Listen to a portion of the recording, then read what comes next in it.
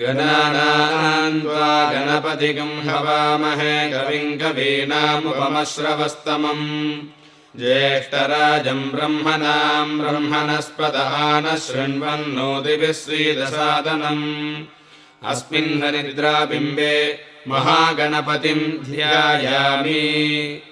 आवाहयामि आसनं समर्पयामि अर्घ्यं समर्पयामि पाद्यं समर्पयामि आचमनीयं समर्पयामि वस्त्रं समर्पयामि उपवीतं समर्पयामि गन्धान् धारयामि पुष्पमालां समर्पयामि पुष्पैः पूजयामि ॐ सुमुखाय नमः ॐ एकदन्ताय नमः